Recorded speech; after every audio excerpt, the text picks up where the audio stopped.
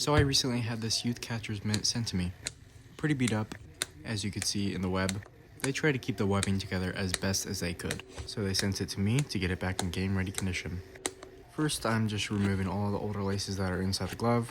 This takes a few minutes to do so.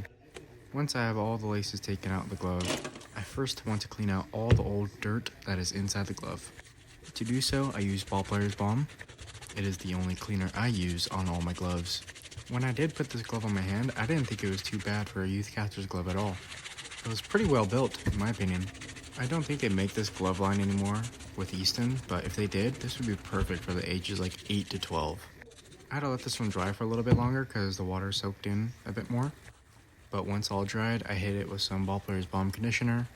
This is just the regular baseline conditioner that I use for most of my gloves.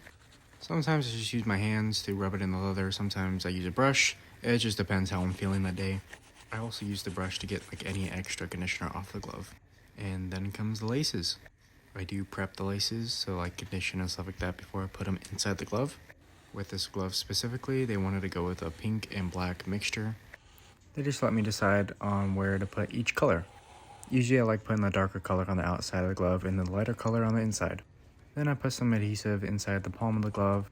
And then after that, I did forget to punch these holes out. So I'll be doing that right now, which you can see right here. The only reason why I do that is because it starts to rip over time. Doing a whole catcher's glove takes about an hour and a half to do. It may take a little bit longer for others, just depending on the lacing pattern of the glove. Sometimes I scroll through the comments and it's always funny seeing people complain about the color that were chosen for the glove. Those type of comments just make me laugh. But I'm not complaining, all it does is just help my video. I also get comments saying if this is difficult. No, this is not difficult at all. Once you do the same pattern over and over again, it just gets easier every time. And this is the web that I'm showing, it's all destroyed. So I just replaced it with a new blonde web. I didn't make this web, it was just easier to purchase it online from a store. Now I'm just finishing the lacing part of the web. I like lacing the webs like this, the 4 bars going across the web. It's just a more durable lacing pattern than the X pattern. And the last part being the spiral across the top of the web.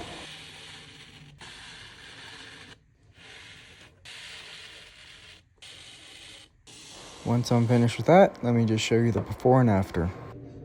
Here's the before, in pretty terrible condition. You couldn't really use this in a game, honestly. And here's the after, all cleaned up and can be used in a game right now. Thank you for all the likes, comments, and shares, and watching to the end, and I'll be sure to see you guys next time.